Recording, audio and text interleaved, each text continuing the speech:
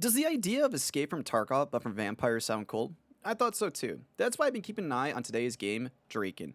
Developed and published by Tarvok, I believe that is the proper pronunciation. I did use Google text-to-speech, and that's what it came out as. It came to Steam Early Access March 22nd, 2022.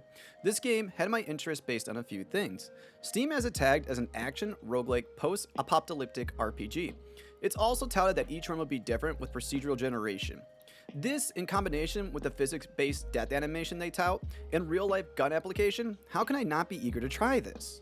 When I fired up the game, I dove right into the tutorial. As being a hardcore survival game, I should at least know the basics. It's a good thing I did, since the game doesn't show you any key bindings in the settings menu, which bit me later on when I actually tried my first attempt. I'll address more on that later. The graphics aren't the best, but that doesn't always make a game. The inventory was simple enough to navigate as well. When it came to the realistic shooting mechanics, it was a bit puzzling to me. It's kinda like EFT, but with some weird steps. You'll need to reload the gun, rack around, and even make sure the safety is off.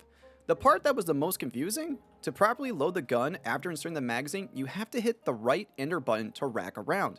To me, this just isn't the best key binding for that action. I don't mind that they added this as a step, but just hitting the enter button isn't natural. You'll either need to use your left hand or take your right hand with the mouse to complete this action. This is all minor, honestly. It's early access. I can overlook some key binding. I thought I was ready after that, so I loaded up my first run. Right off the bat, I will say I'm impressed with the different amount of class types to pick from this early on, each having their own stats and special item they can bring for each run. There's a police officer, a thief, a college student, a gym teacher, doctor, chef, and a few others. The only downside is some of the class's starting items are kind of weak or just useless. Obviously, in a game like this, I went with the police officer because it was the only one that had a gun right off the bat. However, after that, things got dark, and not in a good way. I will be honest, I didn't make it very far in the runs I did attempt for this video.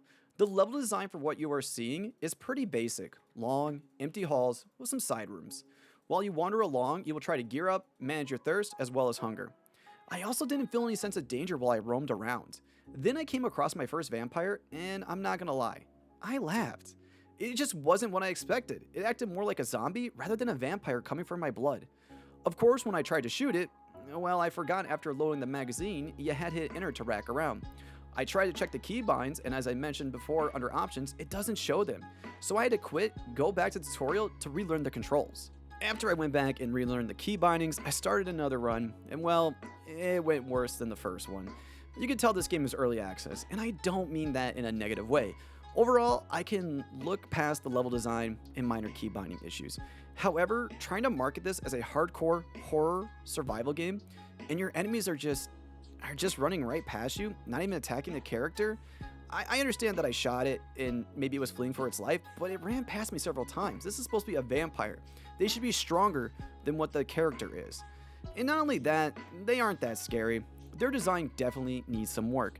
Now, I'm not trying to hammer the game or be super negative at all. I play a lot of early access games, and most gamers know it's a gamble.